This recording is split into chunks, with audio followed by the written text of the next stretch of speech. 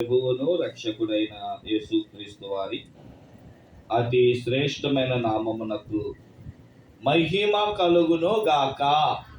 రెండు చేతుల పైకి స్తోత్రం చెప్దాం, గట్టి చెప్దామా. హల్లెలూయా. దేవుని మహాకృప. వసంతవాడ గ్రామము, ఏప్రిల్ నెల 13వ తారీఖు ఈరోజు. ఇంకా లెంట్ డేస్ వారం రోజులు కూడా లేవు. వచ్చే ఆదివారం ఈస్టర్ పండగ. కాబట్టి ప్రియమైన దేవుని బిడ్డలారా, 40 దినాలు ఆచరిస్తూ శ్రమకాల ధ్యానోపదేశకులారా, యేసుక్రీస్తు ప్రభువారు 7 రోజులు ముందుగా, అనగా సిలువ వేయబడి మరణించి పునరుద్ధానము చెందుటకు ఈ ఆదివారమున యేసుక్రీస్తు ప్రభువారు యెరూషలేమునకు తన ప్రయాణాన్ని కొనసాగించారు. ఆయన యెరూషలేములోనికి వెళ్తున్నప్పుడు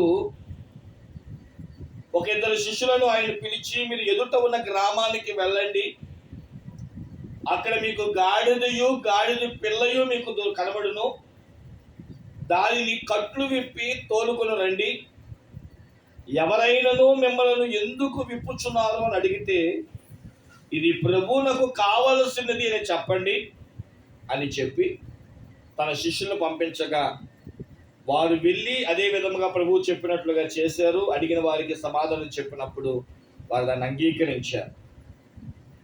ఆ గాడిద పిల్ల మీద ప్రభువారు వస్త్రములను వేసుకొని కూర్చున్నారు.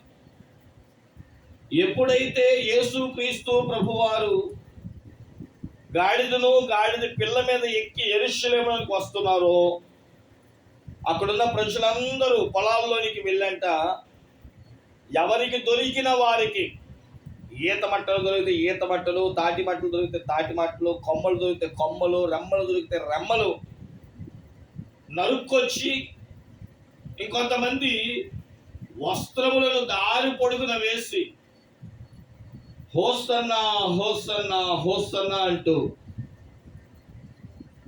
ముందున్న వారు కొంతమంది, వెనుకున్న వారు కొంతమంది, దావీదు కుమారులకు జయము, ప్రభువు పేరట వచ్చేవాడు స్తుతింపబడును గాక అంటూ జయ నాదములను పలికినట్లుగా మనం చూస్తున్నాం. దేవునికి మహిమ కలుగును గాక. హోసన్నా హోసన్నా హోసన్నా హోసన్నా హోసన్నా హోసన్నా హోసన్నా హోసన్నా హోసన్నా హోసన్నా హోసన్నా హోసన్నా హోసన్నా హోసన్నా హోసన్నా హోసన్నా హోసన్ననుచు స్తుతి పాడుచు సియోనుకు చేరెదం. హోసన్ననుచు స్తుతి పాడుచు సియోనుకు చేరెదం. హోసన్నా హోసన్నా హోసన్నా హోసన్నా హోసన్నా హోసన్నా హోసన్నా హోసన్నా హోసన్నా హోసన్నా హోసన్నా హోసన్నా హోసన్నా హోసన్నా హోసన్నా హోసన్నా. దేవునికి మహిమ కలుగును గాక. దేవుడు జయవీరుడు. హోసన్నా అనగా జయము అని అర్థం. ఈ మాట మనం పదే పదే నేటి మట్టల ఆదివారం రోజున మనం ఉపయోగిస్తూ ఉంటాం. యేసుక్రీస్తు ప్రభువారు భారవాహపు పశువు ఎక్కి వస్తాడని జకర్యా గ్రంథం 9వ అధ్యాయం 9వ వచనములో చెప్పబడింది. ఇదిగో నీ రాజు గాడిద పిల్ల మీద ఎక్కి వస్తున్నాడు, సియోను కుమారి ఉత్సహించు, సంతోషించు అని యేసు ప్రభువారు పుట్టక ముందే 700 సంవత్సరాల క్రితమే భక్తుని ద్వారా దేవుడు రాయించాడు. ఈ మట్టల ఆదివారము అనగానే 1 గాడిద, 2 మట్టలు, 3 రెమ్మలు లేదా కొమ్మలు, 4 కేకలు, 5 వస్త్రములు, ఇలాగా ఏదైనా చెప్పుకోవచ్చు. కానీ ఎక్కువ మంది దైవ సేవకులు ఒక్కొక్క మందిరంలో ఒక్కొక్కటి చెప్తూ ఉంటారు. ఒక చోట గాడిద గురించి అయితే, మరొక చోట మట్టల గురించి, బట్టల గురించి, ఇలాగా సందేశాలు ఇస్తూ ఉంటాను. ఈరోజు నేను గాడిదను గూర్చిన కొన్ని విషయాలు చెప్పాలి అని ఆశపడుతున్నాను. ఎందుకనంటే మనం కూడా ఎవరైనా మన పిల్లలు లేదా ఎదుటి వాళ్ళు ఎవరైనా చేయకూడని పని అల్లర్లు చేసామనుకోండి, ఏయ్ గాడిద అని తిడతాం. ఎందుకని? దాని స్వభావాలు మన స్వభావాలు ఒకటి. ఏదైనా ఒక విషయాన్ని గురించి చెప్పినప్పుడు వారికి గట్టిగా కౌంటర్ ఇవ్వాలనుకోండి, గాడిది గుడ్డేం కాదు అంటాం. గాడిది గుడ్డు పెట్టింది అసలు. మరి ఎలా వచ్చిందో సామెత వచ్చింది. గాడిద మనిషికి మానవుని యొక్క స్వాభావిక లక్షణాలకు చాలా దగ్గర సంబంధం ఉంది. అయితే గాడిదను బైబిల్ గ్రంథంలో నిషేధించారు. నిర్గమాకాండం 13:13 చదువుకుంటే దేవుడు మోషేకి ఆజ్ఞలిస్తూ కొన్ని కట్టడలు నిబంధనలు ఇచ్చినప్పుడు గాడిదల గురించిన ప్రస్తావన వస్తే, అబ్బాయి ఒకవేళ మీ ఇంట్లో గాడిదకు పిల్ల పుట్టిందనుకో, బతకనివ్వద్దు, దాని మెడ విరగ్గొట్టి చంపి, అది అపవిత్రమైనది అనేవాడు. మన దేవుడు కరుణావాత్సల్యం కలిగిన దేవుడు. ప్రభు అది ఏం చేసింది? పుట్టగానే దాన్ని మెడ నుంచి చంపడం ఏంటి అని ఒకవేళ ఎవరైనా అడుగుతారేమో.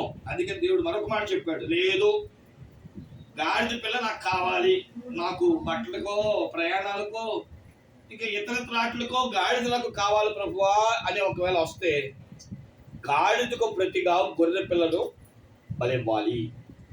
గాడిద బ్రతకాలంటే గొర్రె పిల్ల చావాలి. ప్రతిగా అంటే మారుగా, దీనికి బదులుగా అని అర్థం అన్నమాట. కాబట్టి గాడిద బ్రతకాలంటే గొర్రె చావాలి. ఈ గాడిద బ్రతకాలంటే యేసు అనే గొర్రె పిల్ల చనిపోవాలి. దేవునికి మహిమ కలుగును గాక. బైబిల్ గ్రంథంలో ప్రియమైన దేవుని బిడ్డలారా, 2 చోట్ల అనగా పాత నిబంధనలో ఒక మారు, క్రొత్త నిబంధనలో ఒకసారి ఒక మారు కట్టబడిన గాడిద అనే మాట రాయడం జరిగింది. ఒకసారి మూలవాక్యంగా యోబు గ్రంథము 39వ అధ్యాయము 15వ వచనాన్ని చదువుకుందాము. బైబిల్ గ్రంథములో 7 రకాలైన గాడిదలు ఉన్నాయంట. చెప్పండి, ఎన్ని రకాలు? మీకు తెలిసిన కొన్ని గాడిదలు చెప్పండి. అడవి గాడిద, కంచర గాడిద, చెప్పరా ఇంకా?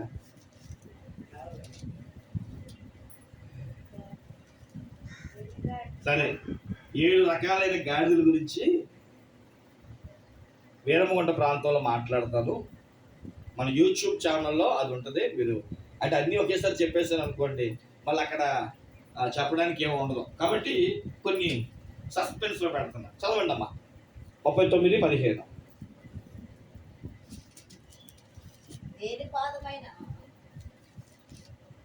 యోబు గ్రంథము అడవి గాడిదను స్వేచ్ఛగా పోనిచ్చువాడు. ఎన్నో వచ్చిన అది 5వ వచనం. 5-6 వచనాలు. ఓకే. అడవి గాడిదను స్వేచ్ఛగా పోనిచ్చువాడెవడు? అడవి గాడిద కట్లను విప్పినవాడెవడు? చాలండి. అడవి గాడిదల గురించి మాట్లాడుతున్నాడు దేవుడు. అడవి గాడిద అని చెప్పి ఆదికాండము 16వ అధ్యాయము 11వ వచనం 12వ వచనంలో అబ్రహాము దాసి అయిన హాగరుకి ఒక కొడుకు పుట్టినప్పుడు చూచుచున్న దేవుడు అని పేరు పెట్టిన ఆ హాగరుతో దేవుడు అన్నాడు, అబ్బాయి నీకు కొడుకు పుడతాడు కానీ వాడు అడవి గాడిద. ఆయన గాడిద లేదా ఇష్మాయేలు అని పేరు పెడితే, ఇష్మాయేలు అంటే దేవుడు మర, కానీ వాడు బుద్ధి అంతా అడవి గాడిద బుద్ధే అని చెప్పాడు. అంటే మానవులకు కూడా గాడిద అని పేరు పెడతాడు అని చెప్పడానికి ఇది మరొక ఉదాహరణ. ప్రియమైన దేవుడు పెట్టారా, ఇక్కడ అడవి గాడిదల గురించి దేవుడు మాట్లాడుతూ, గాడిద యొక్క కట్లు విప్పువాడు ఎవడు? కొన్ని ఆటలకి కట్టక్కర్లా, కొన్ని ఆటలకి మనం పెంచుకునే వాటికి తాడేసి కట్టాలి. కారణం ఏంటయ్యా అంటే దాని స్వభావం అలాంటిది. కట్టకపోతే తంతది. గాడిద ఎప్పుడు ముందు నుంచి దాడి చేయదు, దాని వెనక రెండు కాళ్ళతో దాడి చేస్తుంది. గాడిద గురించి చాలా విషయాలు ఉన్నాయి, కానీ సమయం లేదు కనుక, గాడిద కట్లు విప్పువాడెవడు, గాడిదను స్వేచ్ఛగా పోనిచ్చేవాడెవడు అని ఏబుతో దేవుడే స్వయంగా మాట్లాడుతున్నాడు. ఏబు, అడిదిన గాడిద కట్లు ఎవడిప్పాడయ్యా, అడిదిన గాడిద స్వేచ్ఛగా ఎందుకు వదిలేవు అని ప్రభు మాట్లాడుతూ, బైబిల్ గ్రంథములో పాత నిబంధనలో ఒక పారు, క్రొత్త నిబంధనలో ఒక మారు కొన్ని గాడిదలంట కట్టబడ్డాయి. ఆ కట్టబడిన గాడిదల్లో నుంచి అది ఎక్కడ కట్టబడ్డాయో, దాని ద్వారా జరిగే కొన్ని విషయాలు ఏంటో, మనం కూడా కట్టబడే గాడిద కట్టుబాట్లు మనకు ఉన్నాయి లేదా? కొన్నింటికి కట్టుబాట్లు అడ్డొస్తాయి మనకి. యేసు నమ్ముకోవడానికి అమ్మో మా వాళ్ళు ఏమైనా అంటారేమో, మా కులం వారు ఏమైనా అంటారేమో, మా మతం వారు ఏమైనా అంటారేమో, కొన్ని కులపు కట్లు, కొన్ని రోగపు కట్లు, కొన్ని మతము కట్లు, కట్టబడిన అనుభవాల్లో మనం ఉన్నాం. మనము కూడా కొన్ని గాడిద వలె కట్లుతో కట్టబడిన అనుభవాలతో జీవిస్తున్నాం. అయితే ఇక్కడ ఏబు గారితో దేవుడు మాట్లాడుతున్నప్పుడు అసలు ఈ గాడిదను ఎక్కడ కట్టాలో, ఆ కట్టబడిన స్థలాన్ని బట్టో, కట్టిన విధానం బట్టో కొన్ని విషయాలు మనం నేర్చుకోవాలి. చూడండి, పాత నిబంధన గ్రంథంలో మొదటి అనుభవాన్ని చూపిస్తున్నాను.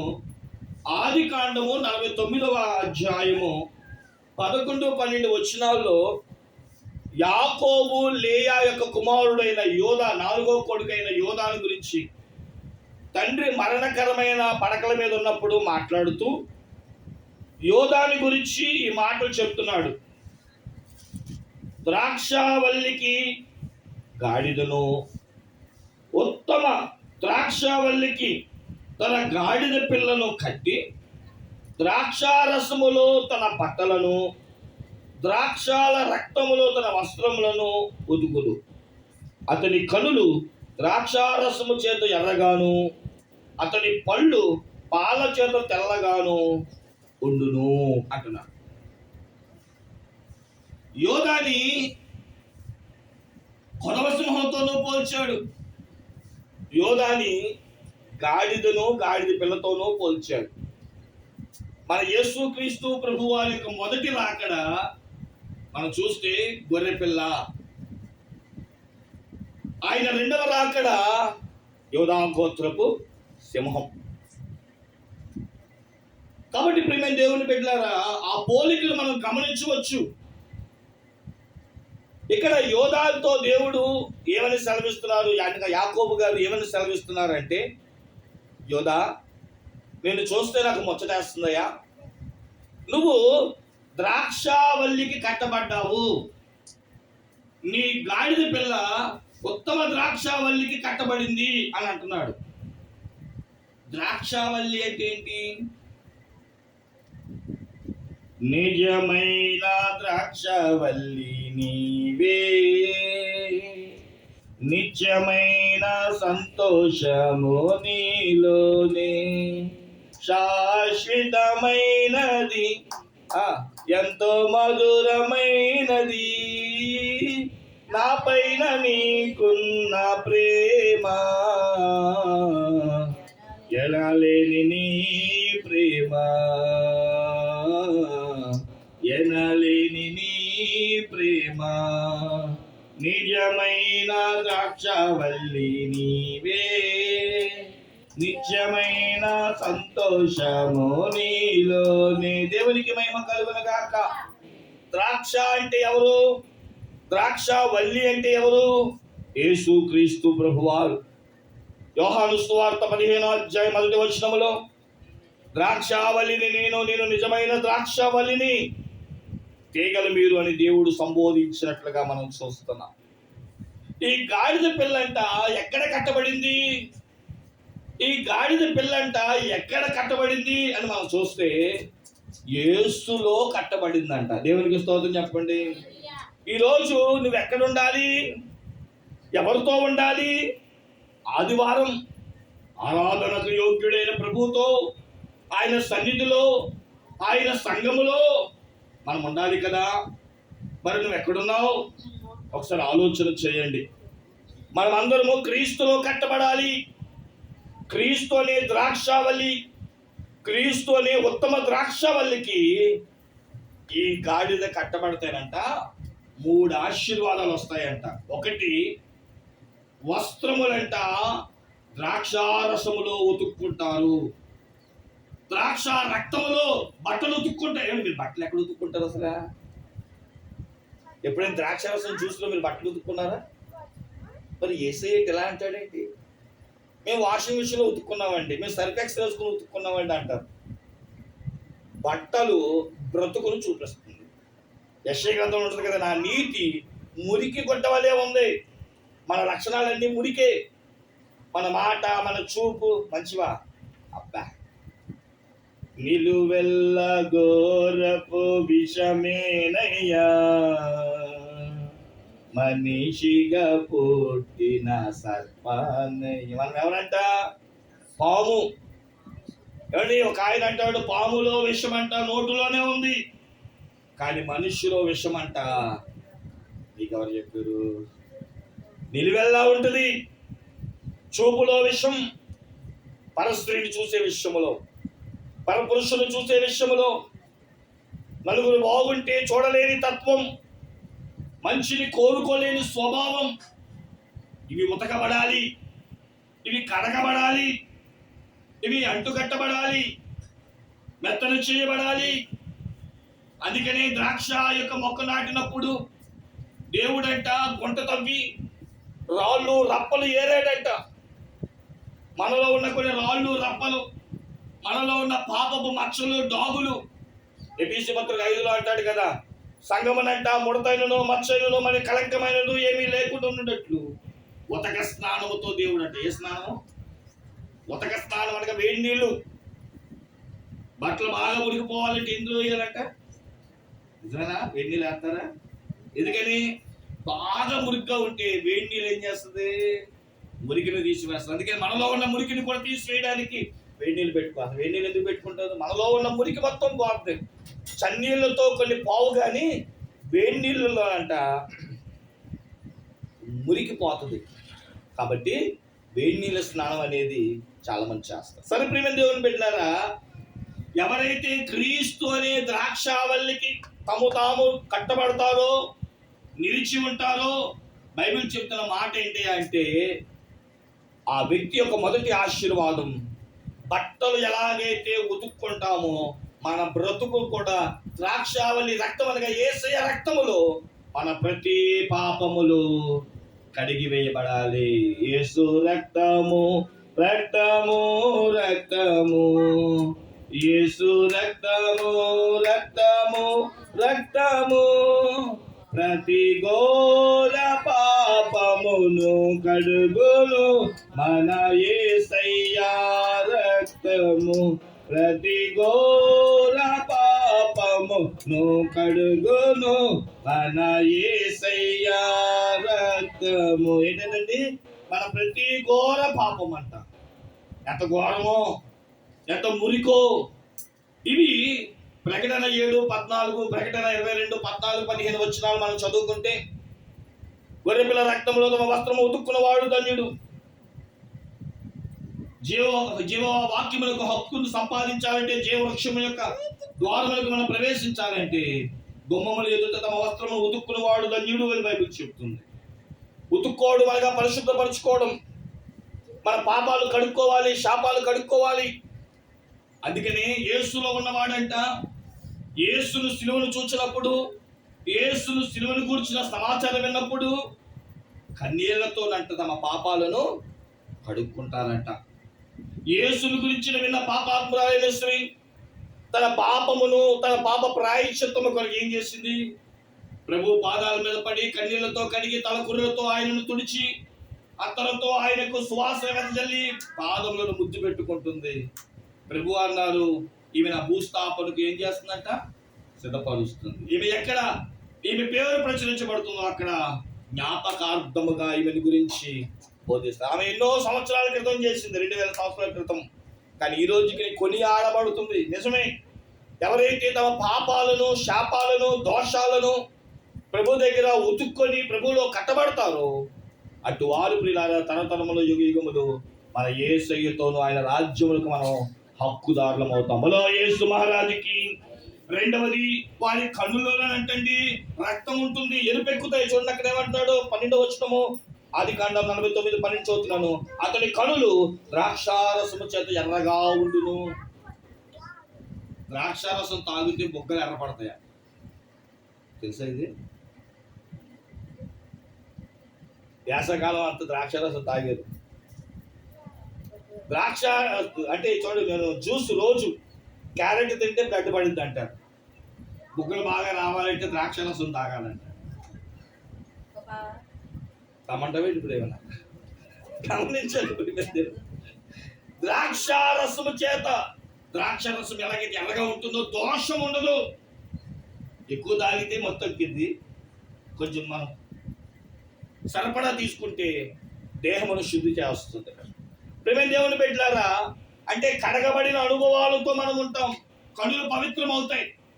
ఇక మూడవది మనం చూస్తే అక్కడ రాయబడుతున్న మాట, అతని పళ్ళు పాల చేత తెల్లగా ఉండును.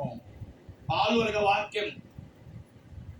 పళ్ళు 2 రకాలైన పళ్ళు ఉన్నాయి.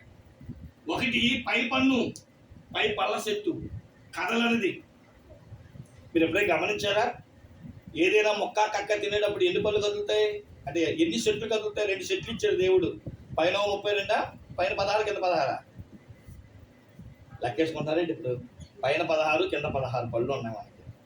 పై 16 పళ్ళు కదలం, మొత్తం ఈ బాడీతో అవి ఉండిపోతాయి. కానీ కింద పళ్ళు అన్ని అవుతూ ఉంటాం. పై పళ్ళు యేసు క్రీస్తు వారు కదలని వారు, మనమేమో కదిలిపోయేవారు. ప్రతిదానికి కదిలిపోతాం. కష్టం వస్తే అయ్యి బాబోయ్ దేవుడు నాకు ఏం చేస్తాడు అని కదిలిపోతాం. ఈ కదలని దేవుడితో కదలని వారుగా మనం ఉండాలి. కానీ అలా కదలని వారంగా ఉండాలంటే దేవుని గురించిన వాక్యం అనే పాలును మనం పుచ్చుకోవాలి. పాలు బలాన్ని ఇస్తాయి, పాలు ధైర్యాన్ని ఇస్తాయి. కాబట్టి ప్రేమ దేవుని బిడ్డలారా, ఈ 3 ఆశీర్వాదాలు ఎవరైతే ద్రాక్ష యొక్క వలికి కట్టబడతారో అటు వారు ఆశీర్వాదకరంగా ఉంటారు. ఇది పాత నిబంధన కాలంలో కట్టబడిన గాడిద పిల్లల గురించి దేవుడు చెప్పాడు. ఇక రెండోది చెప్పి నేను ముగించేస్తాను ప్రేమ దేవుని బిడ్డలారా. మార్కు సువార్త 11వ అధ్యాయము 3-4 వచనాలు చదువుకుందాం. మార్కు సువార్త 11వ అధ్యాయము, ఎవడైనను మీరెందుకు ఇలాగు చేయుచున్నారని మిమ్మలను అడిగిన ఎడల అది ప్రభువులకు కావలసి ఉన్నది చెప్పుడి, తక్షణమే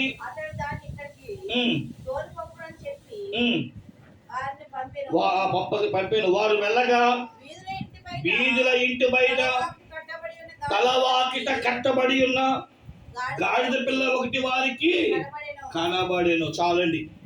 ఇక్కడ పాత నిబంధనలో ఎక్కడ కట్టబడింది? ద్రాక్షావల్లికి కట్టబడింది. ఉత్తమ ద్రాక్షావల్లికి కట్టబడింది.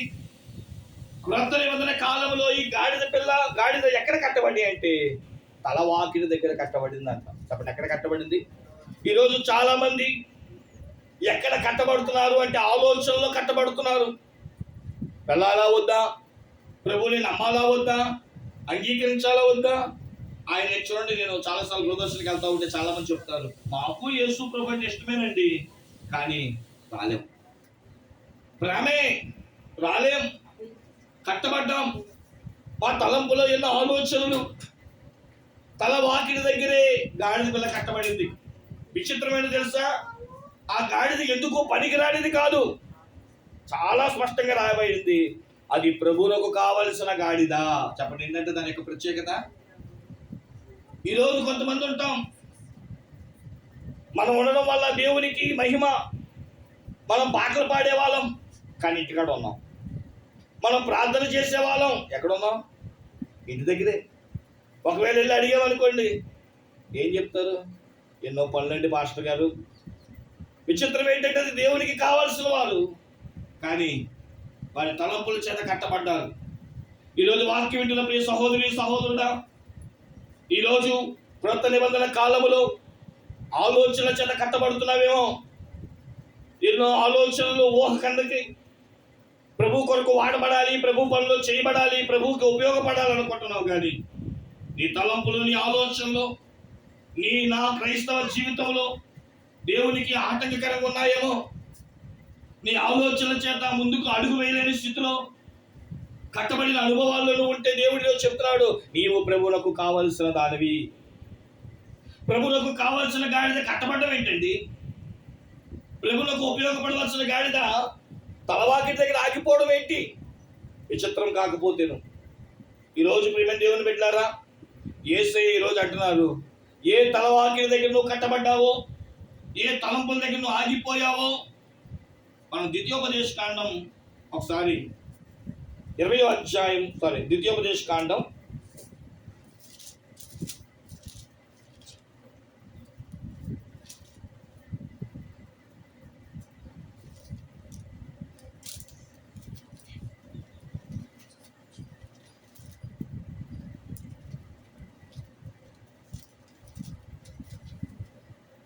21వ అధ్యాయం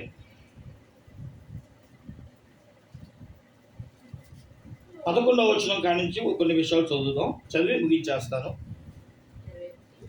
11 నుంచి. వారిని చెరపట్టి ఆ చెరపట్టిన వారిలో రూపవతి అయిన దానిని చూచి ఆమెను మోహించి ఆమెను పెళ్లి చేసుకొనవచ్చును. మనసై నీ ఇంట ఆమెను చేర్చుకున్నప్పుడు ఆమె తల క్షవరము చేయించి గోళ్లను తీయించి తన చెరబట్టలు తీసివేసి నీ ఇంట నివసించి ఒక నెల దినములు తన తండ్రుల గూర్చి ప్రలాపన చేయుటకు నీవు ఆమెకు సెలవీను. ఒక మాట వినండి చాలండి. మోషే గారితో దేవుడు చెప్పాడు, అబ్బాయి యుద్ధానికి వెళ్ళావు, యుద్ధం చేస్తావు, గెలిచావు, మంచిది. ఆ శత్రు రాజు దగ్గర ధనాన్ని తీసుకున్నావు, అధికారాన్ని తీసుకున్నావు. అయితే ఆ ఊర్లో నువ్వు యుద్ధం చేస్తూ గెలిచినప్పుడు ఆ చెరపట్టిన కొంతమందిలో ఒక అమ్మాయిని నువ్వు చూసావు. అమ్మాయి చాలా అందంగా ఉంది, కానీ ఆమె ఒకడికి భార్య. వాడు మరణించాడు.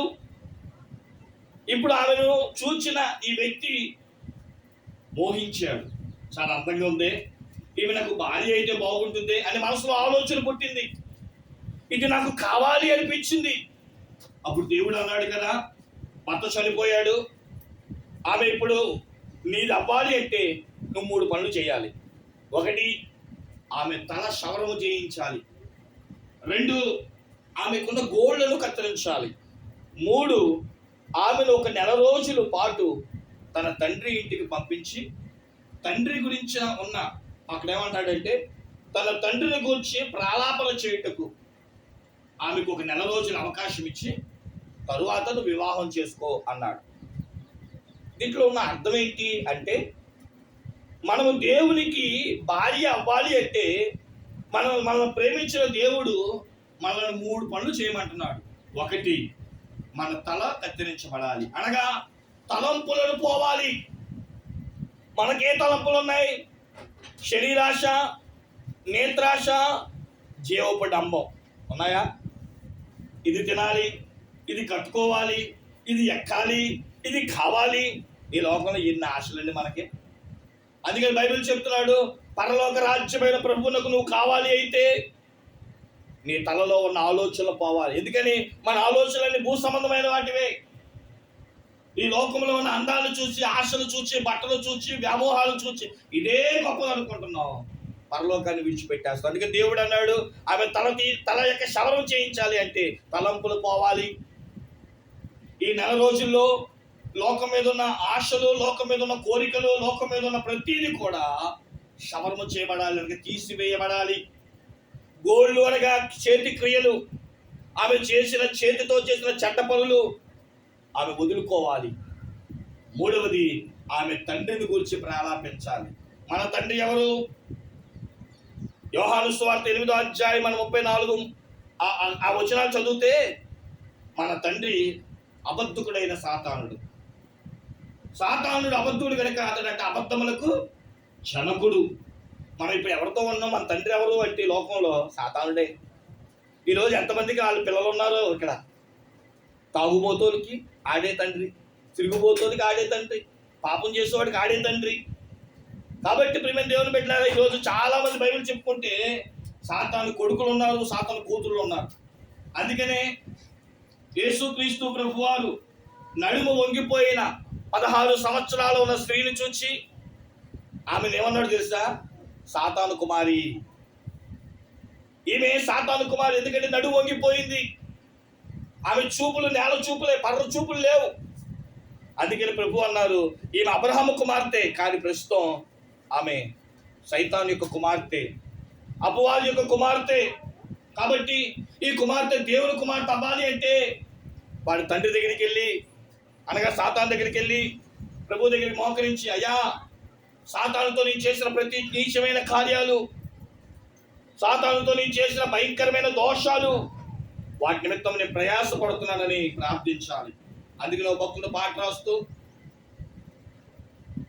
అపరాధినై అందుడనై అపవాదితో అనుచరునై, అపరాధినై అందుడనై అపవాదితో అనుచరునై సంచరించితి లోకములో, వంచన చేసితి ఎందరినో, వంచన చేసితి ఎందరినో, దేవా పాపిని నిన్నాశ్రయించాను,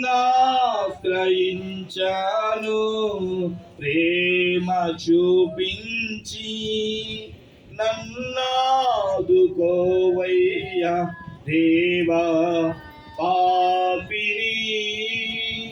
ద్వితీయోపదేశకాండం 21వ అధ్యాయం మనం చదివిన వచనాల్లో, ఆమె నీకు భార్య అవ్వాలి అంటే ఆమె తల వెంట్రుకలు అనగా తలంపులు కత్తిరించబడి, ఆమె చేతితో చేసిన చేతి క్రియలు గోళ్లను కత్తిరించబడి, నెల రోజులు సాతానుడితో తాను కలిగిన ఆ ఇన్ని సంవత్సరాల అనుబంధాల గురించి వాటిని వదిలిపెట్టి విడిచిపెట్టి పాపాలను ఒప్పుకొని పశ్చాత్తాపుడై నెల రోజుల తర్వాత నీ దగ్గరికి వస్తే ఆమె నీకు భార్య అవుతుంది అని చెప్పాడు. ఆమె నీకు కావాలి అంటే ఈ పనులు చేయాలి. యేసుక్రీస్తు ప్రభువారు కూడా కట్టబడిన గాడిదను ఆయన కోరుకున్నప్పుడు తలవాకిడి దగ్గర కట్టబడిన గాడిద యొక్క ప్రతి తలంపులను దేవుడు ఎప్పుతీసి దాని మీద వస్త్రములు కప్పి, దాని కాలు కింద వస్త్రములు వేసి, ఈత మట్టలతో, ఖర్జూర మట్టలతో, రమ్మలతో, బట్టలతో, ఊరేగింపులతో జయించాముగా మన దేవుడు ఊరేగించి గాడిదకు మహిమను, గాడిద పిల్లకును ఘనతను ఇచ్చిన దేవుడు. నేను ప్రకటిస్తున్న ప్రభు అయిన యేసుక్రీస్తు దేవునికి మహిమ కలుగును గాక. ఈ రోజైనా నీ జీవితాన్ని ప్రభువుకి కావలసినదని కోరుకొని, ఎంతవరకు నేను సాతానుతో కలిగిన ప్రతి నీచమైన కార్యాలను విడిచిపెట్టి నేను ప్రభువుకు కావలసిన దానిని అని ఒక లక్ష్యంతో ముందుకు వెళ్ళిపోతే, రండి మనమందరం ప్రభు సన్నిధానం మీద మోకరించి, అయ్యా, నేను నీకు కావలసిన వాడిని తెలుసుకొని కూడా సాతానుతోనూ వాడి క్రియలతోనూ నేను అనుసంధానమై జీవించాను ప్రభువా, నా తప్పులు ఒప్పుకుంటున్నానని చెప్పి మనం ప్రార్థన చేసుకుందాం. ప్రియమైన దేవుని బిడ్డలారా, కట్టబడిన 2 అనుభవాలు మీ ముందు పెట్టాను. పాత నిబంధన కాలంలో ద్రాక్షతో వలికిని, ఉత్తమ ద్రాక్ష వలికి కట్టబడిన గాడిద పిల్ల. ఇక రెండవది తలవాకిల దగ్గర కట్టబడి ప్రభువునకు కావలసిన గాడిద పిల్లల గురించి మనం చెప్పుకున్నాం. ఈరోజు నువ్వు ఎలా ఉన్నావో, నీ ఆలోచన ఎలా ఉందో, నీ తలంపులు ఎలా ఉన్నాయో సరి చేసుకొని ముందుకు సాగిపోదాం. తల వంచండి, ప్రార్థన చేసుకుందాం. ప్రార్థన.